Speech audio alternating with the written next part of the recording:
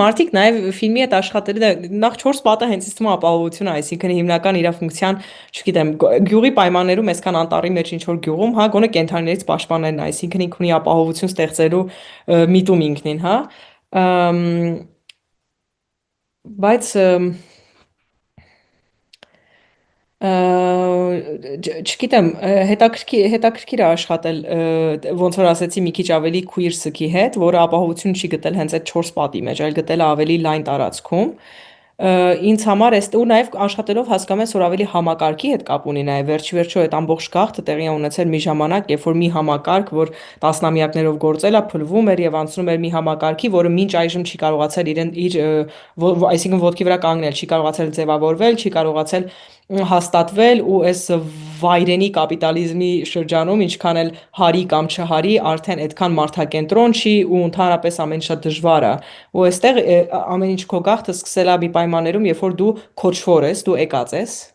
կարևոր չի որ այս գյուղում ամենամեծ առավելությունն եղել այն որ բոլորն են եկած եղել բոլորն են նույն տեղից եղել այս եւ կողքի գյուղերում իսկ ընդհանրապես այդ գաղթականներին լինի Բաքվից թե Ադրբեջանից եկածներին եկվոր են ասում չէ եկածներ են այսինքն իրանք տեղացի չեն որպես տեղացի չեն էլ ընկալվում երբևէ ու նաև 90-ականներ, այսինքն համակարգի փլուզում, նոր համակարգի ձախողում, պատերազմ, երկրաշարժ, սով ու այդ պայմաններ ես գալիս։ Ես վստահ եմ, որ վստահ չեմ ավելի շուտ հստակ գիտեմ, որ այս գյուղից գնացած ադրբեջանցի բնակիչները, ազերի բնակիչները նույն կարոտով ու նույն ոնց որ կենթանի ձևով հիշում են այստեղը ունեն իրանց չգիտեմ Facebook-յան խմբերը, Одноклассники խմբերը, ակտիվորեն պոստում են, ես այնտեղից եմ իմացել գյուղի ինչ է նշանակում գյուղի, չգիտեմ, էտիմոլոգիական առումով բայրաբաթը, ինչ է նշանակում, ինչի բայրաբաթ, հա, ու այսինքն այդ մարդիկ պահում են, իսկ երբ որ գրում ես բարում, որ այնտեղի գյուղն է, հայերի, այնտեղից եկած մեր ժողովրդի ստեղծած խմբերն են նույն կերպ։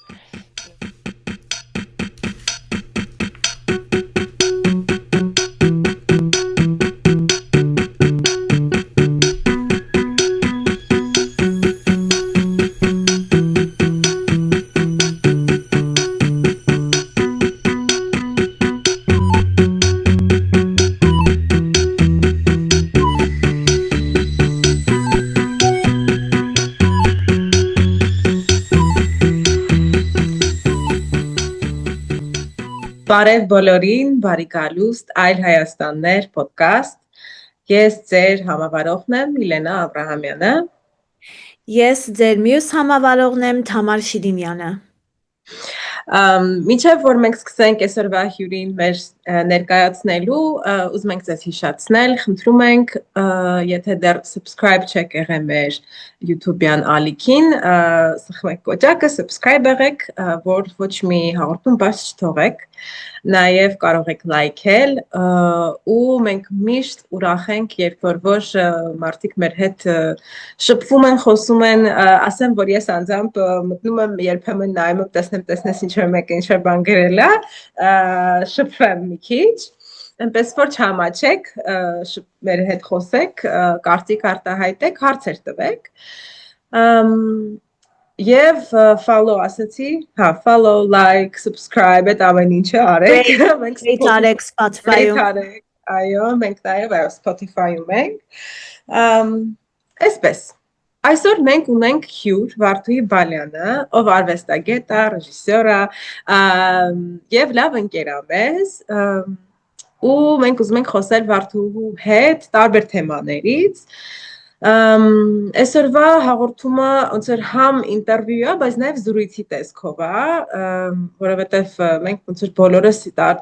այս թեմայի շուրջ, որի շուրջ խոսելու ենք, տարբեր ոնց որ մենք մեր մտքերը ունենք ու հետաքրքիր զրույց կարա ստացվի։ Վարդուհի բարև։ Ոնց են ասում բարի գալուստ, welcome։ Բարև Միլենա, բարև Թամար, շատ շնորհակալություն ներկայացնելու համար Միլենա, ես շատ ողջավորված եմ, այսօր մեր զրույցի համար, ավելի շատ նախընտրում եմ մտածել, որ զրույց է լինելու, ու ես էլ ողջավորված եմ, բարև Թամար քեզ էլ։ Բարև, շնորհակալ ենք, որ ընդունեցիր մեր մեր հրավերը այս podcast-ի այս էպիզոդի համար։ Սկսենք քո ֆիլմից։ Հիմա դու Վարդուհի մի հատ ֆիլմի վրա ես աշխատում, որը շատ հետաքրքիր է։ Այդ ֆիլմը կոչվում է Մեկի չգոյություն։ Կխոսեք մի քիչ ֆիլմի շուրջ։ Իհարկե, նախ երևի լավ կլինի ասել սկզբում, որ ինձ համար նաև հետաքրքիր է հիմա հայերեն խոսել այս ամեն ինչի շուրջ, որովհետև ինչ որ թեմաների, ինչ որ գործերի, ինչ որ էպիզոդների հետ հայերեն չենք հարաբերվում, ու ինձ թվում է ես շատ եզակի դեպքերում եմ ֆիլմը հայերեն ներկայացրել ու կփորձեմ ամեն դեպքում խոսել։ Սկսեմ, որտեղից սկսեմ, մի քիչ այդ մտածեմ։ Երևի ասեմ են, որ երկար ժամանակ աշխատում եմ ֆիլմի շուրջ։ Սկսել եմ նկարահանել 2021 թվականին։ Իմ մասին էլ մի քիչ, եթե տեղեկություն տալու լինեմ, այդ ժամանակ դեռ ես ապրում էի Ստամբուլում, որովհետև 2013 թվականից ապրել եմ այնտեղ մինչև այս տարի, ու պատերազմից հետո, երկրորդ Ղարաբաղյան պատերազմից հետո էր, որ որոշեցի ուղղակի գալ գյուղ, գյուղ կոչվածը իմ տատիկի գյուղն է, որը պետական պաշտոնական անունով Բարեպատ է կոչվում, բայց տեղացիները Բայրաբաթ են կոչում դեռ։ Գյուղը մի գյուղ է, որ 1988 թվականին Սովետական Միության կազմաքանդման ընթառաջ հայ-ադրբեջանական ինքնակազմակերպ ազգաբնակչության փոխանակման է ենթարկվել, այսինքն գյուղի բնակիչները ինքնակազմակերպ փոխել են տները եւ տեղափոխվել, այսինքն այս գյուղի բնակիչները Ադրբեջանի, Խորհրդային Ադրբեջանի Շամխորի շրջանի Բարում գյուղի բնակիչներն են հիմնականում։ Ու ինչն էր նպատակը, իրականում պատերազմից հետո այդ ատելության կամ թշնամանքի մթնոլորտը ինձ շատ էր ազդել։ Երևի նրանից ելնելով, որ այդ թեմաների շուրջ աշխատել եմ որպես լրագրող կամ որպես մեկը ներգրաված հայ-թուրքական կամ հայ-ադրբեջանական խաղաղաշինության տարբեր նախաձեռնություններում, շատ ցավալի էր տեսնել, որ այն մարդիկ, ում գիտես ու ում մտքին ունեիր որոշակի վստահություն, այսինքն հեշտ չի իհարկե պատերազմով անցնելը, բայց տրվել այդքան միլիտարիզմին եւ թշնամությանը, այդ ամեն ինչին ականատես լինել դժվար էր ու ինձ թվում է այս գյուղը այն միակ վայրն էր, որ ես հույս ունեի կգտնեմ համակեցության, կողք կողքի ապրելու, ընկերության, դեռ պատումներ, այսինքն հույս ունեի գտնելու այդ հույսով եկա ու չէի պլանավորել նկարել, այդ հետո ստացվեց, երբ որ զանգեցինք մեր ընկեր Յուրային ու խնդրեցինք կամերա բերել ու առաջի անգամ այդ հերոսին Արշակին նկարեցի այդ ժամանակ։ Ֆիլմը Մեկի չգոյությունը, մեկը ինչու է ներկայացված որպես թիվ, մի քիչ միգուցե դրան անդրադառնամ, որովհետև շատերը չեն լսել Բայրաբաթի մասին։ Ես նախընտրում եմ օգտագործել Բայրաբաթը, որովհետև սա իմ մանկության գյուղն է եղել ու այն մարդիկ, ովքեր ինձ հարազատ են, ովքեր գյուղում են, ում գիտեմ, բոլորը միշտ Բայրաբաթն են օգտագործել, այսինքն պետական փոփոխված անունները չեն օգտագործում, նույնը նաև անում են ֆիլմում եւ մյուս գյուղի շուրջ, այսինքն հիմնականում լոկալ բնակչության կողմից պահպանված անվանումներով եւ կոչումներով են փորձում կոչել ամեն ինչ, ոչ պետական։ Բայրաբաթի մասին շատ մարդիկ չեն լսել ու եթե անգամ փորձեք ամենապարզ Google-ում կամ որևէ այլ տեղ, փորձեք տեղեկություն գտնել, առաջին բանը, որ կարողանում եք իմանալ, թե որ թվի մարդահամարի տվյալներով քանի մարդ է բնակվել այդ գյուղում։ Ու իրականում ոչ մի ուրիշ տեղեկություն, այդպես պարզ search-ով չեք կարողանում գտնել, ու հենց այդ էր մարդկանց պատմությունները պետական ու պաշտոնական նարատիվում միշտ վերածվում են թվերի, համարների ու տարբեր թվերի տեսքով ներկայացվում են, այսինքն թե ինչ կա այդ մարդկանց ամեն մեկի պատմության կամ չգիտեմ ապրած կյանքի հետևում եւ ինչա պատմությունը, ինչա տեղի ունեցել, այդ ամեն ինչը մոռանում ենք։ Ու հենց այդ է պատճառը, որ փոխանակ ինչ որ շատ մարդկանց հետ խոսելու եւ կոլեկտիվ ինչ որ ավելի մարդաբանական աշխատանքի ես նախընտրել եմ աշխատել մի մարդու հետ ու հենց ներկայացնել այդ տեղի կորստի կամ տան կորստի կամ նոստալգիայի այդ ամեն ինչի ապրումները հենց մի մարդու շնորհիվ, թե ինչ է անում բռնի գաղթը ընդհանրապես մարդուն, որովհետեւ հավատում եմ, որ սա ոչ միայն Հայաստանի եւ Ադրբեջանի կոնտեքստին է վերաբերվում, այլ վերաբերում է բոլոր բռնի գաղթերի կոնտեքստներին, ներկայումս բոլոր պաղեստինցիները, ովքեր ստիպված են լինելու լքել, այսինքն դա մի ծանրություն է, որ տանում են բոլորը ինձ թվում է, ու կարևոր չի թե քանի մարդու պատմություն ես միանգամից ներկայացնում, հենց կարևոր է հասկանալ ինչ ապրում մի մարդ հենց մի կորստի շուրջ ու այդպես սկսեց ու մինչև հիմա շարունակվում է գործ ունեմ նաև արխիվի հետ ու արխիվն էլ նորից ավելի լոկալ պահված արխիվ, այսինքն արխիվը հիմնականում գիտենք, որ շատ դոմինանտ բան է եւ պահվում է պետությունների կողմից, պետությունն է որոշում կամ իշխող ուժն է որոշում, ինչ որ ինստիտուցիոն ուժն է, հա, որոշում թե ովքեր կարող են աշխատել արխիվի շուրջ, արխիվի մեջ որ գործն է մնում, ինչն է մնում, ինչը չի մնում, ֆոտոարխիվի դեպքում, հա, որոնք են կորում, որոնք չեն կորում, պետական արխիվներում հիմնականում ոչինչ չկարողացա գտնել, այսինքն հիմնականում չէ ոչինչ չկարողացա գտնել, ու սա հենց տեղի բնակիչների կողմից 90-ականներին ամենավատ պայմաններում պահված արխիվի մասին է։ Ու այդպես։ Հիմա այսքանը երևի եթե հարցեր ունեք, ելի կարող ենք շարունակել, որտեղ ես կարող եմ շատ երկար խոսել։ Մերսի շատ ներկայացնելու ֆիլմը, ճիշտ ասած ես գիտեմ, որ դու հիմա գտնվում ես այդ գյուղում, Վարդուհի, ու հենց տատիկի տանն ես։ Ուզում եմ խոսենք մի քիչ դրա մասին, մի քիչ ինտերվյու նման է ստացվում, բայց Սկիզբի ենթադրել էինք, որ այդպես կստացվի։ հա, ոչինչ, հա, ոնց որ չեմ ուզում որ քեզ համար դիսկոմֆորտ լինի, բայց ինձ թվում է որ իրար հետ կապված է էլի ֆիլմը, որ դու հետ գնացիր պատերազմից հետո գյուղ, հիմա որ նաև վերադարձել ես ու այդտեղ ես մնում, ոնց որ հետաքրքիր է, ոնց է սա իրար հետ կապված, ոնց ես դու կապում, ինչի ես հիմա այդտեղ։ Ինձ թվում է այստեղը 2023 թվականին հասկացա, որ վերջնական նորից հետ եկա ֆիլմի շուրջ աշխատելու ու ավելի երկար մնալու ու միայնակ մնալու, որովհետև տատիկիս կորցնելուց հետո նաև համալսարանից հետո արդեն այդքան գյուղ գալը չէ լինում, նաև երբ որ ուրիշ երկրում եք ապրում, գալիս ես, այդքան ժամանակ չի լինում։ Ու երբ որ եկա մնալու, հասկացա, որ ես այստեղ ինձ տանն եմ ուզում, ու սա իմ ապահով տարածքն ա եղել, իմ տունն ա եղել միշտ փոքր ժամանակ ու գնալով գալով հասկացա, որ ես տուն է, այդ շատ լավ զգացողություն էր, որովհետև 2025 թվականին 11 օրից մի քիչ ավելի եմ մնացել կամ մոտարապես 11 օր ու հասկացա, որ Ստամբուլի տունս կամ ծաղիկները կամ կատուն չեմ հիշել այդ ընթացքում, այդ շատ տարօրինակ զգացողություն էր, թե ինչ ա եղել,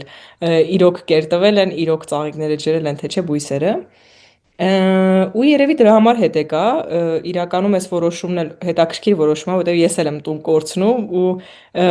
մտածում, երբ որ մտածում եմ, գաղթը հասկանալը շատ դժվար բան է, բայց երևի պետքա ապրես գաղթականի կյանքով, պետքա ուրիշ մի տեղը տուն սարքես ու այդ սարքածը տունը կորցնես, որպեսզի կարողանաս գոնե մի քիչ զգացողություն ունենաս կամ ուղղակի կորցնես ինչ որ մի բան։ Հա ու այդպես որոշում ունեմ այստեղ ապրելու, հա այստեղ եմ տատիկիս տանը։ Հետաքրքիր է հայկական գյուղի միջավայր հետ գալ որպես հասուն կին, որոշակի գաղափարախոսություններով, գաղափարներով, աշխարհայացքներով ու մենակ փորձել ապրել։ Այսինքն այս պատրիարխալ հայրիշխանական համակարգը այդ դիտանկյունից ուսումնասիրելը բավականին հետաքրքիր է։ Այսքանը երևի գյուղի մասին, հա, շատ բավականին սիրում գյուղ է, նաև այդպես ասենք, որ մարդիկ նաև Հայաստանում նկատել են, որ գյուղ եւ գյուղ տեղափոխվելու գաղափարը շատ վախեցնում է մարդկանց։ Նկատել եմ, որ գյուղը ձախողել է, գյուղ տեղափոխվելը ձախողել է, որովհետև բոլորը ձգտում են գյուղից գնալ քաղաք։ Մեծ քաղաք, փոքր քաղաք կարևոր չի աշխատանքի համար, գումար աշխատելու համար կամ ուղղակի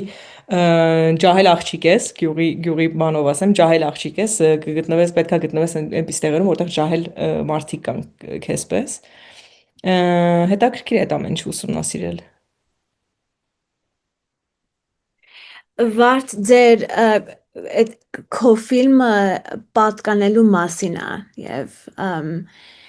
հետաքրքիր է, ասենք, ուզում եմ նորից երևի ստացվում է ինտերվյուի նման, բայց մի հատ էլ հարց տեղ քեզ զգում ես, որ պատկանող այդ գյուղում որովհետև ֆիլմը մեկ մարդու մասին է, ով չի զգում, որ ինքը պատկանում է հենց հիմակվա գյուղում, ինքը դեր պատկանում է այդ իր հին գյուղում։ Դու պատկանում ես գյուղում։ Ինձ միշտ էր հետաքրքիր, որ սկսեցինք աշխատել, սա ինձ համար սա դրախտն է աշխարհում միշտ, այսինքն միշտ այդպես ա եղել, հիմա կարող եմ ավելի շատ հարցականի տակ դնել, եւ դրախտ եւ դժոխք կարող եմ պատմել ավելի, երբ որ տեսնում ես ուրիշ աչքերով, բայց ինձ համար միշտ դրախտ է եղել եւ բնությամբ եւ մարդկանցով եւ ամեն ինչով ու աշխատել մեկի հետ ով այդքան ատում է այս նոր տեղը, այդքան չի կարող իրան գտնել այս նոր տեղում ու ընդհանրապես պատկանելիության զգացում չի զգում, շատ հետաքրքիր էր։ Այսինքն այն ամեն ինչ ինքը չի սիրում, ես իրական միշտ սիրել եմ։ Բայց նաև ապրել եմ միշտ այն պատումներով, թե ինչ լավն էր այն գյուղը։ Օրինակ, ինչքան լավն էր մեր տունը այն մյուս գյուղում Բարումի, մեր տունը երկու հարկանի, բաղնիկ զուգարանով, խոհանոցով, ուրիշ պայմաններով, չէ՞ որ մարդիկ այդ տան կորուստն են անընդհատ սգում, տան կորուստն են անընդհատ հիշում ու երբ որ ամենաճգնաժամային պահին միշտ ականատես եմ եղել, որ տարեց մարդիկ հատկապես հենց տունն են հիշում։ Ու այս տունը, որտեղ միգուցե ավելի երկար են ապրել անգամ, չկա։ Արշակի հետ հետաքրքիր է, որովհետև արշակը ունի տան զգացողություն, այսինքն չկա տան կարոտ, այլ ավելի կա այդ աշխարհի կարոտը։ Անտառների, քոլերի, հանդերի, արոտավայրերի, ծառերի, թփերի, քերծերի, քերծը հասկացա, որ Երևանից ընկերներից մեկը չգիտի քերծը ինչ է, քերծը ինչ են հայերեն ասում, ժայռն է։ Ժայռեր, այսինքն այդ ամեն ինչի կարոտն է տանում, որովհետև նաև դրա մեջ է մեծացել, որովհետև չի եղել նաև այդ 4 պատի տան զգացողությունը, որպես մի ընտանիքից մեկը, որ վերջի երեխան է ու շատ լավ չեն ապրում գյուղի պայմաններում, այսինքն միշտ ավելի իրան այդպես տունը ամենաապահով տարածքը չի եղել, բայց ընդհակառակը 7 տարեկանից պատմում է, որ այդ անտառները եւ քոլերն են եղել իր ապահով տարածքի իր տունը։ Ու հետաքրքիր է, ինչ որ առումով ես համարում եմ, որ սա քույր սուք է, որովհետեւ ես միշտ տեսել եմ, որ այս մարդիկ սքան տան կորուստը, հենց 4 պատի կորուստը ու սքալ մի բանի կորուստը, որ շատ ես սիրում, բայց չես էլ կարծում, որ քեզ է պատկանում, այլ այնքան մեծ ու գեղեցիկ է, որ դու ես դրան պատկանում, ինձ համար շատ տարօրինակ էր, որովհետև շատ եմ լսել ես այս մարդկանց կոլեկտիվ սքի տարբեր մասնիկները։ Բայց Տատիկից բոլորի։ այդ ապահովության մասին է իրականում։ Գիտես, ինքը սուգում է ապահովության զգացումը, որը ինքը կոնկրետ տեղ կար իր համար, որը այդ ապահովությունն էր։ Եթե ասում ես, որ այդ մարդը տանը իրան ապահով չի զգացել եւ դրսում, այդ անտառներում, այդ արածքներում ավելի մեծ իրան ապահով է զգացել, այդ է կարոտի բանը։ Ինձ թվում է տան զգացողությունը ոնց որ ոչ թե 4 պատն է, ինչ որտեղ որ մարդիկ ապրում են։ Ինձ թվում է այդքան էլ այդ կեցավայրը չի, որտեղ մենք ապրում ենք, այլ այն տաքությունը, ջերմությունը, ապահովությունը, որը դարձնում է դա տուն։ Հիմա այդ մարդու համար կարող է բնությունն է, այդ անտառն է, իր տունը։ Բայց այդ ապահովության մասին է ու ապահովության կորստի մասին է։ Ու հետաքրքիր է իմ համար, որ ոնց որ այդ գաղթի մեջ այդ ապահովության զգացման կորուստն է նաև շատ մեծ դեր խաղում, որովհետև այդ տիպի ոնց որ պատերազմական իրավիճակում ոնց որ հա կորցնում ես 4 պատ, ասենք թե հայտնում ես ուրիշ 4 պատում, որը բայց այն ապահովությունը, որ այնտեղ ստեղծված էր, ոնց որ շատ դժվար է վերականգնել միգուցե, որովհետև ինչ որ մի հատ վտանգ է քեզ վտարել է հանելը այդ արդեն քո մարմնի մեջ է որպես հիշողություն, որպես վտանգ, այս աշխարհը վտանգավոր է։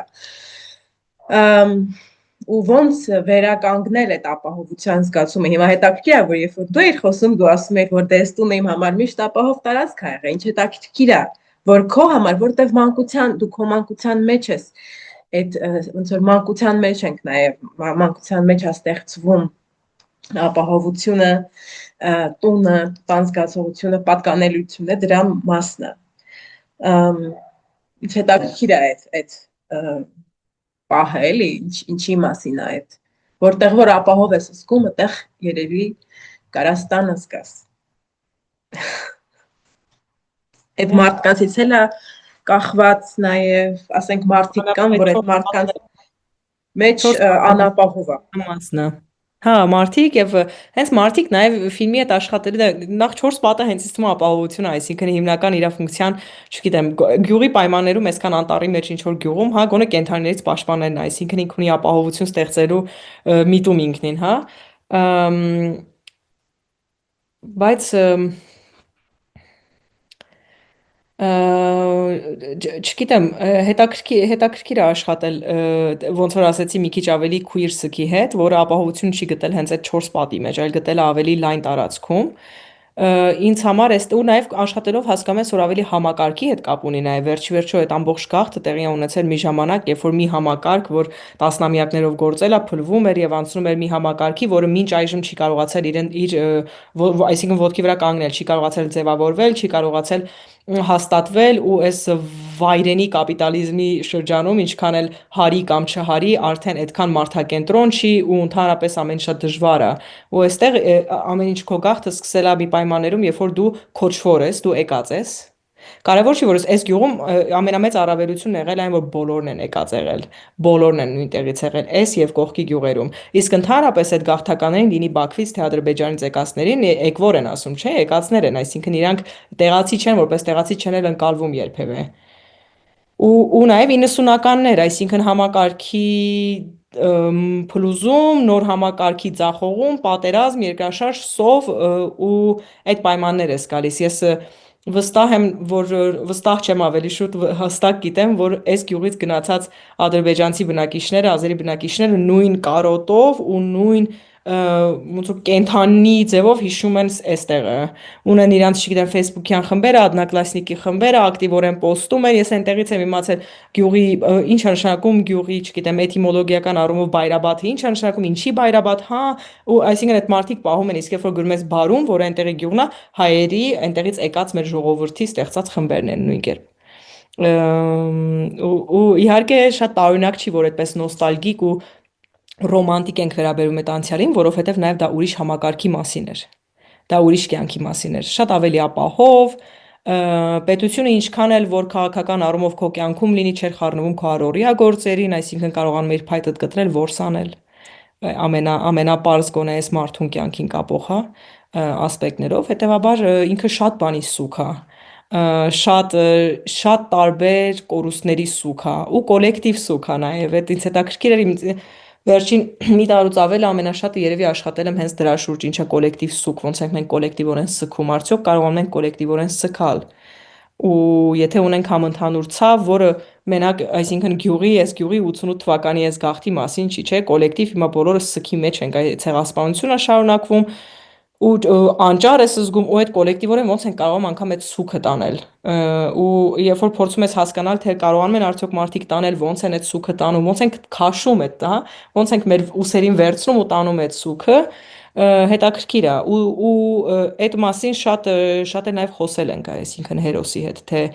հնարավոր է լինում կոլեկտիվ սգալ այս համակարգում թե չէ որովհետև կապիտալիզմը ինձ թվում է նաև մեր ձեռքից ստանում է մեր սգալու իրավունքը Իրավունքը այդքան չի ասի, ինչքան ռիտուալները կամ իրար հետ միասին լինելու, որովհետև միասին լինելով շատ հարց լուծվում, ինձ թվում է միասին ինչ-որ բաներ ապրելով, իսկ ինձ թվում է կապիտալիզմը ուղղակի հեռացնում է մարդկանց իրարից, փոխարենը մոտիկացնի, երբ որ դու հեռանում ես ու մենակ ես մնում, ահա որ բարդ բան է դա գնալով դառնում հաղթահարել, որ դու որովհետև մի հատ sense բաներ է կորում արանքից, չգիտեմ ոնց, գիտես մի հատ sense բան կա, երբ որ ինչ որ մի բան, օրինակ մի հատ արեցիր կամ առաջ քայլեցիր, գնացիր դեպի, մեկ է տեսար, որ գալիս է, ոնց որ ստացվում է ինչ որ բան, կամ լինում է, կամ sense կամ կա օրինակ կարող է ես մտածեմ որ Թամարը ինձ չի սիրում պահիտակ տես խփնվեմ մտածեմ կարող է Թամարը ինձ չի սիրում ու ես իմ մեջ մենակ մնամ դրա հետ փոխարեն գնամ դեպի Թամար ու հարցնեմ կամ փորձեմ հասկանալ մեկ էլ ինձ տա այն որ հա սիրում եմ ու ես հասկանամ որ կա դա ուզում ասեմ որ երբ որ մենակ ես մնում ոչ մի ձև ոչ մի բան չկա որ քեզ ոնց որ օգնի, օգնող բան, որ իրական դարձնի, վալիդացնի քո ապրածը, քո իրականությունը։ Ինձ թվում է դա շատ կարևոր բան է, որը կապիտալիզմը խլել է մեզանից։ Ու ոնց որ գնալով ավելի ոնց որ նստվածություն որ ավելի ջանք պետք է թափենք, ավելի խիտ ջրի մեջով պետք է լողանք, որ հասնենք իրար։ Չնայած հույս ունեմ, որ տենց չի օրինակ, ես եկա գյուղ Վարդուհի, անցած շաբաթ կիրակի։ ոնց որ ինչ-որ բաներ հաղթահարեցի իմ մեջ, որ հա ճանապարհ պիտի գնամ, հա տունս պիտի թողեմ գնամ, ասենք բայց ինչ Շատ լավ լավ էր է, որ ես եկա։ շատ ուրախ էի, որ եկար, հա։ Ես շատ ուրախ եմ, որ մարդիկ գալիս են։ Որովհետև հա գյուղը իրական հասկանում եմ, իր պահպանողական, այդ կոնսերվատիվ միջավայրով, ամեն փոփոխության եւ նորի հանդեպ, որևէ նորի հանդեպ, հա, այդ ավելի վերապահումով մոտեցմամբ այն տեղը չի, որ մարդիկ առաջին ցանկությունը լինում է հա գնամ այնտեղ տեսնեմ ինչա կատարվում կամ չի հետաքրքրում կամ փորձում ես ավելի խուսափել, բայց ինձ թվում է պետքա գալ, պետքա գնալ ու պետքա մնալ ուղղակի այնտեղ։ Չեմ ասում փոխել, որովհետև այդպիսի ամբիցիաներ չունեմ։ Սա մի հատ էլ կորուստ կա, որ արդեն նշել ենք, բայց ես ուզում եմ մի հատ էլ նշել, սքալ ընկերությունը հայերի ու ադրբեջանցիների միջև, որ կապիտալիզմի տակ ու ազգ պետության տակ, որը սովետ ժամանակ այդ ազգ պետությունը մի քիչ ոնց ասեմ, այլասերված էր, չէ, որովհետև այդ սահմանները ուրիշ ձևով էին ներկայացվում, ոչ թե որպես ազգ պետություն, բայց հանրապետություններ, որոնք կազմում էին մի հատ ավելի մեծ տարածք, որտեղ մարդիկ կիսում էին իրանց կյանքը ու հենց այդ տարածքում բանը Ադրբեջանում, այդ գյուղում քո subject-ը, քո ֆիլմի այդ մեկը, որի մասին է ֆիլմը, ինքը կիսում էր ընկերություն, տարածք ու կյանքի ձևեր, ինքը ապրում էր ուրիշների հետ ու հիմա հական այդ ուրիշները, որովհետև գյուղով են ասենք եկել Հայաստան, բայց նաև այդ տարածքը, այդ միջազգային տարածքը կորցրել է ու ոչ թե մենակ կորցրել, բայց հիմա ինչ որ ստիպողական ատելություն կա, որ մարդը պետք է ատի իր հարևանին ու էդ էլ մի բան է, որ ասենք Այս դուրս եկավ կներես ստիպողական ատելություն։ Ստիպողական ատելությունը, հա, ու ասենք մարդ կա ու ես էլ եմ հանդիպել մարդկանց Հայաստանում, ովքեր ասենք պատմում են այդ ժամանակ իրանք ոնց են ապրել ադրբեջանցիների հետ ու ասում են ադրբեջանցիների հետ թուրք չեն ասում ու մեկ էլ սկսում են խոսալ այդ թուրք լեզվով, որ ադրբեջանցին թուրքն է ու հետո որ հարցնում ես ասենք բայց այդ ժամանակ իրանց ասում էիք թուրք, ասենք իրանք թուրք են բան, ասում են չէ ուրիշ էր այդ ժամանակ, ասենք մարդը մի բան է կորցրել, բայց ինքը չի հասկանում, որ այդ կորուստ է, իրա մտքում մի բան փոխվել է, ասենք իրականությունն է փոխվել, բայց ինքը նկատի չի առնում, որ հենց ինքն է փոխվել, իրա վերաբերմունքն է փոխվել, որովհետև ինքը ատելության ստիպողական տակն է, հիմա ստիպված ինքը պետք է ատի այդ թուրքին, բայց քո ֆիլմի վարդ այդ մեկը մարդը ու մասին է ֆիլմը ինքը չի կարողանում ատի ու էդ էլ է մի հատ կորուստ, որ ոնց պետք է ես ատեմ ու այդ դիմադրում է այդ ատելությունը, որը ցավ է պատճառում իրան, ասենք ոնց որ ավելի հեշտ կլիներ իրան ատելը։ Դե գիտես, հենց այդ պատերազմի ժամանակ ամենադժվարն է, այսինքն ըմբոստանալ, մերժել ատելը դժվար է, հասկանում եմ, երբ որ կա վտանգ, երբ որ կա պատերազմական իրադրություն, երբ որ կյանքի վտանգ է, այսինքն շատ մարդիկ ունեն հարազատներ, որ պատերազմ են գնացել կամ հենց իրենք են պատերազմ, դժվար է, այսինքն չտրվել դրան ու չատել, հա։ Բայց հա հենց հետաքրքիրն է դա, որ չկա այդ ատելությունը, այսինքն միշտ ու չի էլ պայքարել, այսինքն այդ ատելությունը չի եղել ու չի սերմանվել։ Բայց Թուրքի հետ կապված երևի այսպես ավելի իմ նեղ կոնտեքստից ինչ որ կոմենտ անեմ, այն որ այստեղ Միլենան տեսավ 2 րոպե որ քայլում ես Թուրքի գերեզմաններն, հա, ես չեմ կարող ասեմ ադրբեջանցիների գերեզմանները, որովհետև դա եղել է Թուրքի գերեզմանները։ Ու այն անգամ ամենավատ պայմաններում 90-ականներում կամ 2020 թվականի պատերազմից հետո գյուղացիները ոչ մի բան չեն արել այդ գերեզմաններին։ ու կոչվել է թուրքի գերեզման ու իրան կոչել են թուրքեր ոչ թե ատելությունից, այլ որովհետև այդպես են կոչել։ Ու ես քանի որ ամեն ինչ այդպես կոչում եմ, ինչ որ իհարկե հղումով եւ նշում անելով սովորաբար փորձում նաև օգտագործել այդպես, որովհետև դա էլ է կարևոր, այդ կոլեկտիվ ընդհանուր ինքնությունը չես հերքում։ Այդ կոլեկտիվ ընդհանուր, այդ որ պետքա ատես ցեղասպանության պատճառով, պետությունների, չգիտեմ, այդ խնդիրների, ավելի ագրեսիվ պետության Արկայության պատճառով սրացող ցեղասպանության ցավի եւ ամեն ինչի, հա, հետևանքով պատերազմի մասնակցությունը Թուրքիայի եւ այլն սրում այդ ամեն ինչու, այդ ամեն ինչին հենց դիմադրելը ինձ թվում է շատ կարեւոր է։ Հենց այդ կոլեկտիվ ինքնության բանով չատելը, պրիզմայով չատելը, հենց այդ տեղով չատել ու անվանել թուրքի գերեզմաններ ու շարունակել պահել։ Այն ամենա ինչ որ թեթև բարբարոսություններ որ եղել էին ու ես զարմացել էի գյուղացիներն ասին որ բռնացրել են քաղաքից ինչ որ մեկն է անելուց եղել այսինքն գյուղացիները չեն արել այդ ու նաև շատ հետաքրքիր է եղել այդ կոլեկտիվ սքի պահը միայն այդ որ խոսում էինք այդ այնտեղից եկած հայերի այստեղի կոլեկտիվ սուքը չի նաև հայերի եւ ադրբեջանցիների կոլեկտիվ սուքն է այս ժողովուրդների մոտ ու այս գյուղը միակ օրինակը չի կա գերեզմաններ պահ տալու մշակույթը մարդիկ իրար գերեզման են պահ տվել, մարդիկ իրար խնդրել են իրար գերեզմաններին լավ նայել։ Ու 88 թվականի գաղթից հետո գյուղից, եթե չեմ սխալվում, 13 տղամարդ գնում են բարում գերեզմանների այցին։ Ու կապիտալիզմը ինչքան էլ մտած լինի բոլորի կյանք ու խլած լինի կոլեկտիվ սխալու իրավունքը, նաև կամ սխալու բարումեցիները այս գյուղի մայիսի 2-ին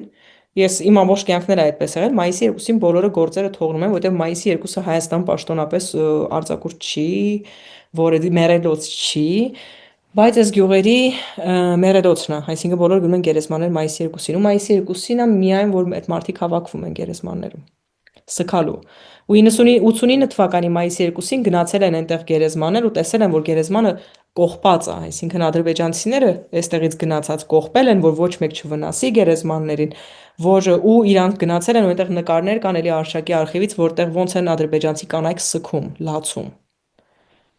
միասին։ Այդ գնացած 13 տղամարդու հետ, որտեղ վտանգավոր էր արդեն, այսինքն դու մեծ վտանգ ես ընդունում, երբ որ որոշում ես կայացնում գնալ, որովհետև ճանապարհները անվտանգ չեն եւ այլն, բայց այդ մարդկանց մեջ կար վստահություն, այնքան որ իրար գերեզման պահտան։ Բայց հետո իհարկե նաև հիշում եմ իմ մանկության շատ հստակ կադրերից է, որ կադրեր էին եկել ու գյուղից մեկի տանը նստած նայում էին բոլորը ու լացում էին, որովհետև այդ մեծ աշխատանքային մեքենաներով, բուլդոզերներով գերեզմանն էին քանդում։ Սա արդեն պետական միջամտությունն է եւ տեղանուններին, եւ գերեզմաններին, եւ հուշահամալիրին, եւ այնտեղի կյանքին, որ եղել է հայկական։ Իսկ ժողովրդի մակարդակում ինձ թվում է վերջի վերջո եղել է այդ կոլեկտիվ սքալու եւ իրար ցավը հասկանալու մասը, որովհետեւ նրանք էլ այստեղ գերեզման ունեն։ Նրանք չէին քանդի այդ գերեզմանը, որովհետեւ իրար պահ են տվել այդ գերեզմանները։ Այսինքն պահ տալը ինչ է, որ ասում ես, որ 89 թվականին ադրբեջանցի հետ կանայ մարդիկ գնացել են գերեզմաններ, այդտեղի գերեզմանները, թե այնտեղի։ Այստեղի գյուղի ժողովուրդը ներառյալ Արշակը ֆիլմի հերոսը իրանք ավտոմեքենաներով գնացել են հասել բարում որովհետև եթե դու նայես քարտեզում մյուս անգամ որ գաս գյուղ գնայենք իրականում բարում եթե սահմանները բաց լինեն շատ հեռու չի այստեղից 2-2.5 ժամ մաքսիմում ու մարդիկ գնացել են դե իհարկե ոչ այդ ճանապարհով բայց գնացել են բարում իրանց գերեզմանների այցին որտեղ եղել է մայիսի 2-ը ու ենթադրությունները ընդհանուր են որ մայիսի 1-ը Մայիսի 2-ը ինչի մայիսի 2-ը Այսի որտեվ դե հիմնականում պաշտոնական տոների հաջորդ օրն է մեռելոց հայտարարվում ու մեր գյուղացիների համար երևի ամենամեծ տոնը եղել է մայիսի 1-ը ու մայիսի 2-ը հայտարարվել է գերեզմանների ու այդպես է եղել տասնամյակներով ու միջև հիմա Ինչ է ձեռքերը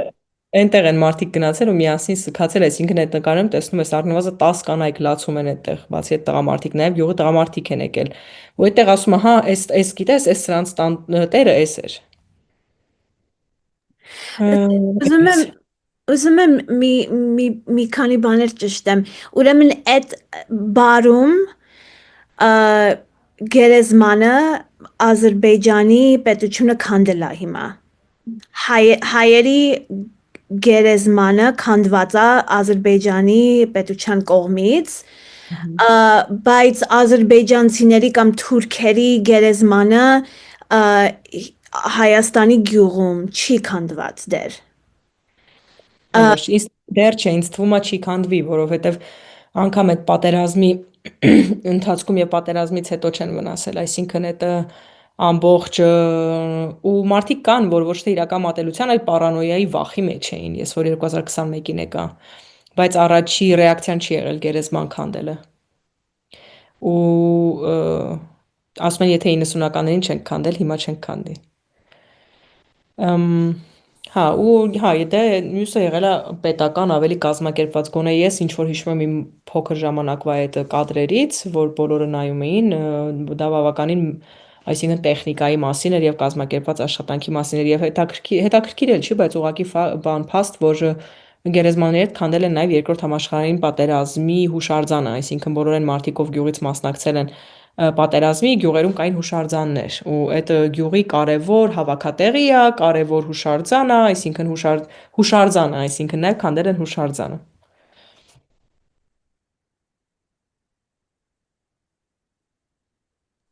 Այդ մայիս 1-ի ու մայիս 2-ի պահն է շատ հետաքրքիր։ Ես էլ եմ սիրում, ինձ շատ դուր է գալիս մայիսի 2-ին գալ գերեզմանների օր։ Բացի այն, որ այդ ամբողջ ռիտուալը հետաքրքիր է, ոնց են մարդիկ իրոք թողնում ես կապիտալիզմի մեջ իրանց գործը վերցնում արձակուրդ, հասնում գյուղ, որը առնվազն 2 ժամվա ճանապարհ է քաղաքներից ու գնում իրանց գնում հանգստարան, որովհետև մենք ասում ենք հանգստարան կամ հանգիստ գերեզմաններին։ Իրանք գալիս են իրանց հանգիստ այցելու։ Ու այդ 2 օրն էլ ինչ որ սքալու օրեր են դառնում, չէ՞, մայիս 1-ը, որ ժամանակին, այսինքն հիմա էլ է աշխատողների օրը, բայց հիմա այդ գոյություն չունի, կապիտալիստ երկրում գոյություն չունի, բայց այդ նշելն է հետաքրքիր ու նաև նշել հաջորդ օրը սքալու օրը, որ ասենք մարդիկ սկում են տարբեր բաներ, ոչ թե իրանց սիրելի մարդկանց, բայց ինչ որ տեղ, պատմություն, հիշողություն եւ իրանց հարևանները, ովքեր չկան իրանց կյանքում։ Մայիսի 1-ը Հայաստանում սքի նման է, ինչ խոսք։ Ուրիշ երկրներում ինչքան էր, որ մայիս 1-ին փողոց դուրս եկող աշխատավորների դեմ բռնություն են իրականացնում եւ ոչ աշխատանքային օր չի, եւ բայց ամեն անգամ 100,000-ավոր մարդիկ փորձում են այդ փողոցը վերցնել, փորձում են փողոց դուրս գալ, փորձում են բղավել, որ ունեն իրավունքներ։ Իսկ Հայաստանում ես ինչի եմ ասում սքալ, որովհետեւ 5 հոգի է, որ քայլում է ու ոչ մեկի դա պետք չի։ Այդ արդեն սուք է, երբ որ կապիտալիզմը կամ բռնարար պետությունը փորձում է ճնշի դա, բայց դեռ կան մարդիկ, որ հազարներով որ փորձում են այդ ճեղքել, այդ ինձ ավելի հույս է տալիս։ Հետևաբար, հա, հայաստանյան կոնտեքստում ես էլ միշտ սքում եմ մայիսի 1-ը մի բաժակ խմելով, բայց նաև մայիսի 2-ը։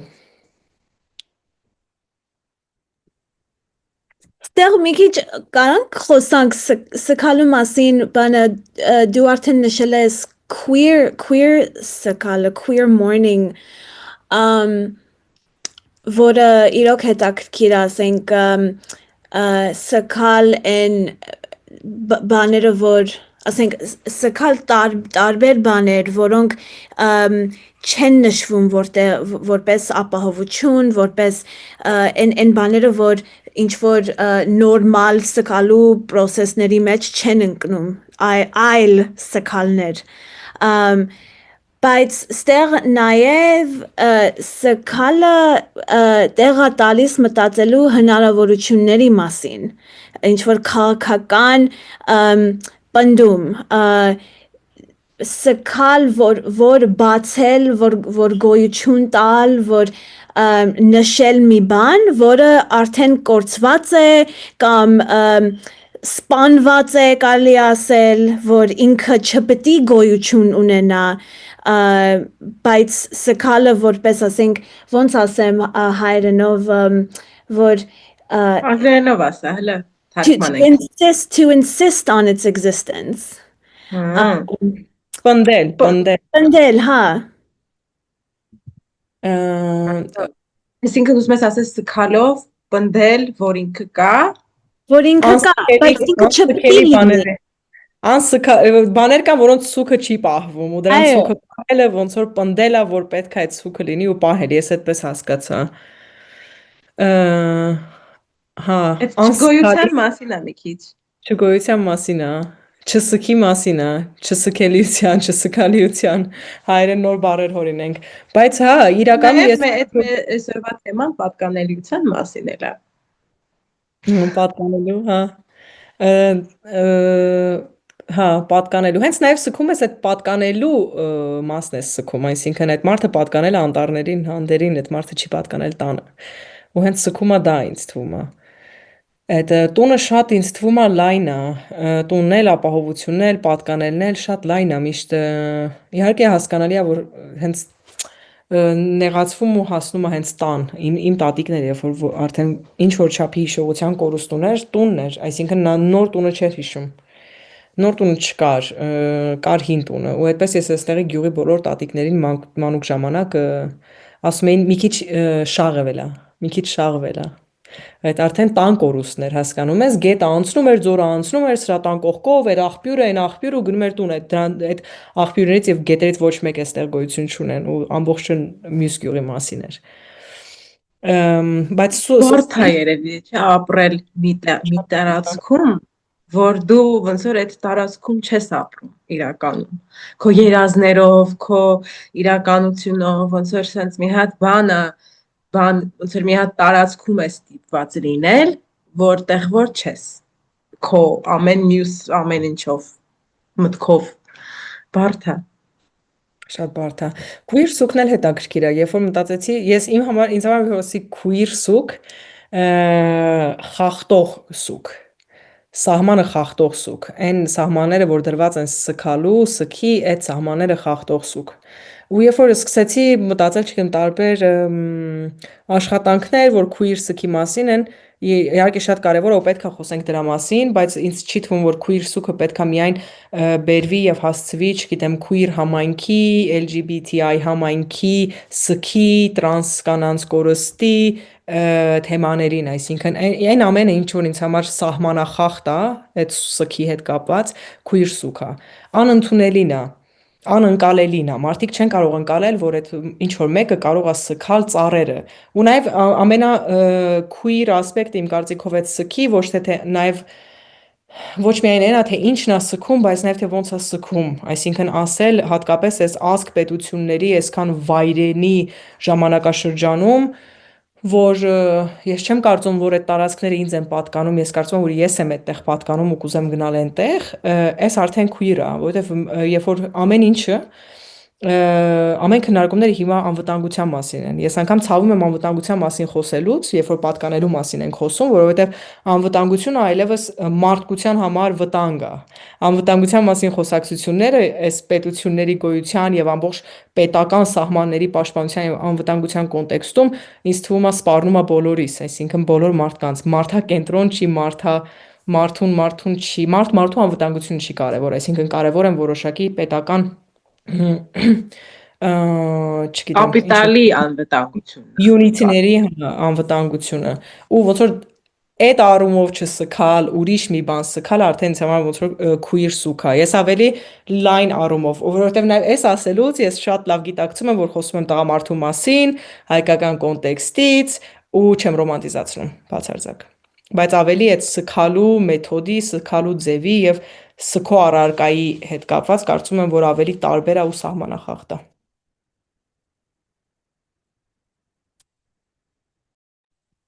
Եվ ստեղ պատկանելն էլ է հետաքրքիր, որ մարդը պատկանում է այդ բնության, այդ շրջանին, ոչ թե այդ շրջանը պատկանում է իրան, որովհետև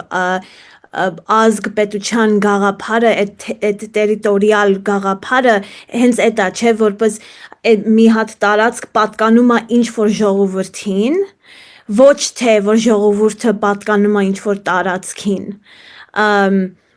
և մենք շփոթում ենք այդ երկուսը, ոնց որ ասենք լինել մի տարածքից, լինել բնիկ մի տարածքին, ինչ որ նշանակում է, որ այդ տարածքը ինձ է պատկանում, մենակ ինձ եւ այլն, բայց ստեղ այդ էլ է խախտվում, որովհետեւ այդ տարածքը, որ բարում եղել է տարածք, որտեղ ոնց որ Սովետ միության մեջ, միջազգային ինչ-որ պետության մեջ պատկանել է ժողովրդին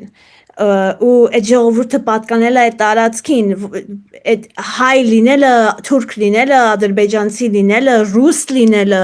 տարբերություն չի տալի, չէ, մարդը լինում է տարածքում ու պատկանում է այդ տարածքում հիմա այդ լրիվ խախտված է ու անվտանգության արմամբ խախտված է, որ ասենք եթե թուրքը մտավ այդ արդեն վտանգ է բերում, չէ, բայց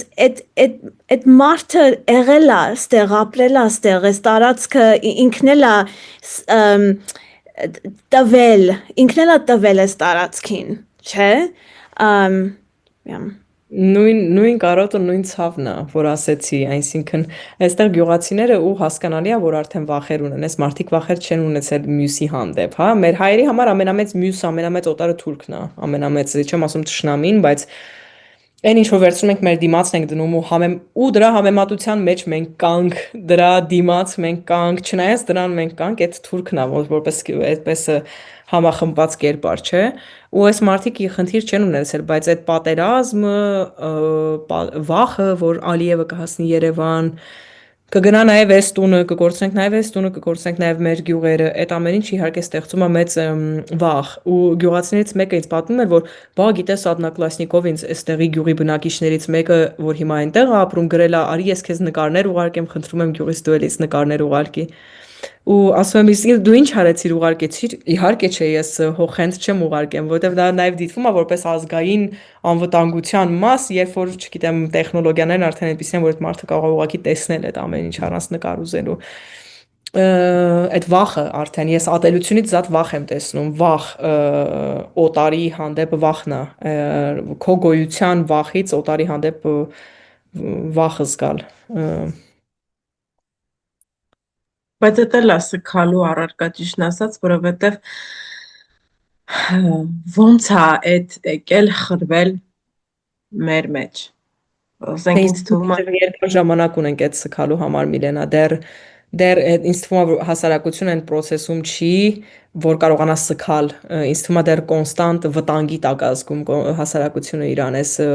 աշխարհաքաղաքական զարգացումներով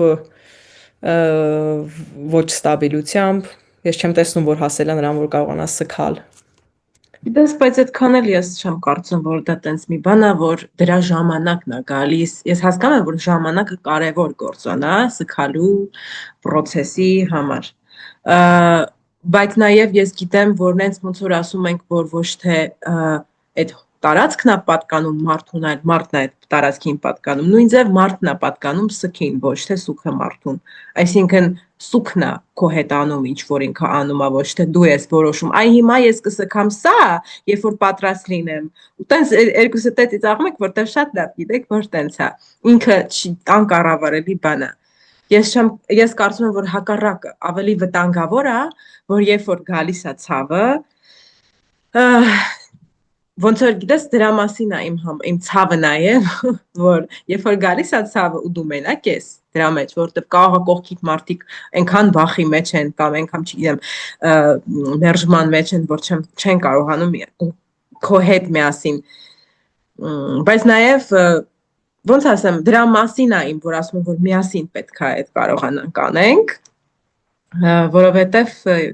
շատ ավելի հեշտ է սառել կամ չգիտեմ փակել ինչ որ բան, երբ որ գալիս է իր բնական ձևով, օրինակի համար, ոնց որ երբ որ մենակ ես մնում, քան երբ որ օրինակ ինչ որ մեկը կողքդ կա, ինչքան է եղել որ մեկ էլ ասենք սենց լցված ես ու ասենք սենց պահում ես քեզ, մեկ էլ ինչ որ մեկը մի հատ ճիշտ ձևով, ճիշտ հարց է տալի ու սկսում ես փլվում ես։ Ինչ կարևոր է այդ պահը։ Ինչ կարևոր է այդ պահը։ Ու այդ մենք իրար համար պիտի անենք միշտ։ Ոնց որ այդ շատ կարևոր է հիշել։ Ուղղակի չգիտեմ ոնց անեմ, որ այդ ավելի սենց չնայած ինձ թվում է, որ դրա ոնց որ ինգրեդիենտները կան մեր մեջ։ Ու ինձ թվում է շատ ավելի շատ կարող է գյուղերում ու տենց տարածքներում ավելի շատ լինեն, որտեվ կարող ավելի քիչ է շեղող բան է, շեղող ասելով distraction-ներ է, էլի ասենք, քաղաքի, որ կարա լինի։ Բայց գիտեք, ինձ թվում է, որ այդ իրար հետ սքալը նաև լինում է մեկ-մեկ։ Հիշում եմ մի անգամ բանը Երևանում նստել էի տաքսի ու վարորդը սկսեց պատմել ոնց է այդ որ 20-ի պատերազմը սկսեց ինքը բարեկամներ ուներ բանը որոնք ադրբեջանցի էին կարծեմ որ իրանք ապրում էին Հայաստանում այդ ժամանակ ու հետո իհարկե գնացել են ու ինքը զանգեց այդ իր բարեկամներին Ադրբեջանում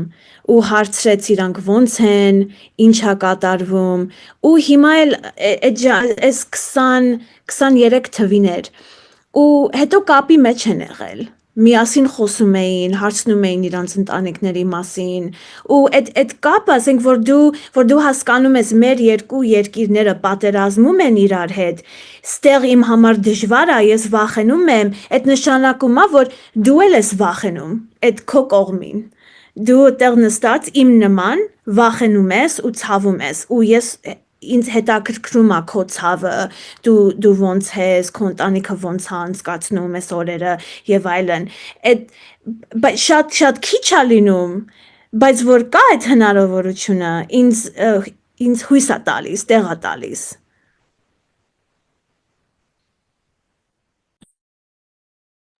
Ես ուղղակի ինչպես միշտ ավելին եմ ուզում։ Ուզում սենց մասսայաբար նստենք լացենք։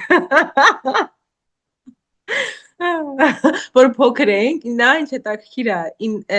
նոր ենք տեղափոխվել Ամերիկա, երևի նսնականների վերջներ, էլի, հա, 2000-ականների սկիզբը, ու ես իմ քույրիկներին ու մեր մի հատ այնտեղ բարեկամ էլի հայ իմիգրանտ ընտանիքից մի հատ աղջիկ, ասում է երեխեք եկեք լույսը անջատեմ ու դնում էի Tony Braxton-ի Unbreak My Heart երգը, որ շատ դրամատիկ երգ է, ասում եմ եկեք լացենք։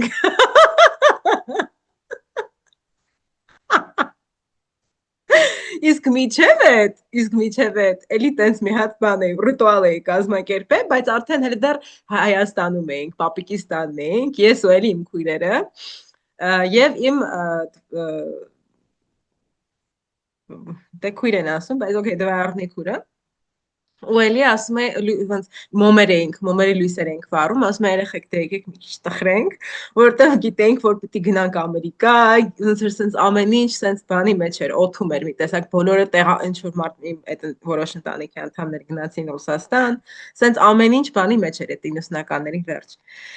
90-ականների մեջ։ Ու էլի այդ ձևով կազմակերպում էի, որ մենք լացենք, բայց ես լուրջ չէի վերաբերվում դրան, բայց ինչ որ պահի մեկ է նայեմ, տեսնեմ քույրիկներս իրոք լացում են, որ սենց իսկականից։ Ես էլ ինչի համար էիր լացում Միլենա, որն է քո պատկանելը, որտեղ ես դու պատկանում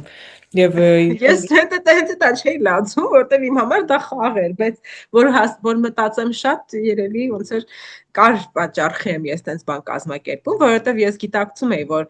մենք էլ ենք ինչ որ տեղ ոնց որ այդ նույն ձևի ստիպված գաղթ չի, ոնց որ այդ ժամանակվա իմիգրացիան Հայաստանից,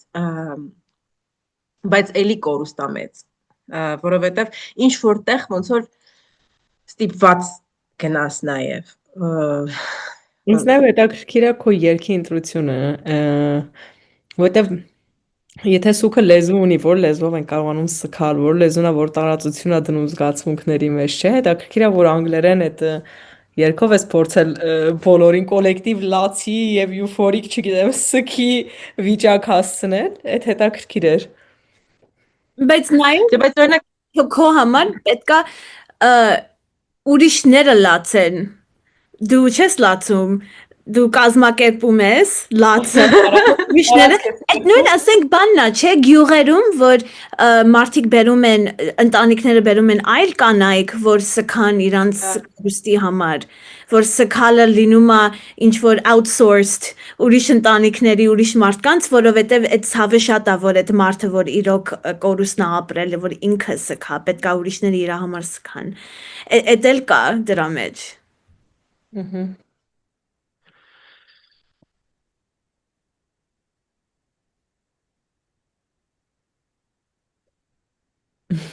Հետաքրքիր է։ Օրինակ հիմա որն է էլի այդ ոնց որ չնայած ես թվում է հիմիկվա աշխարհը այնքան տակնու վրա եղած է, որ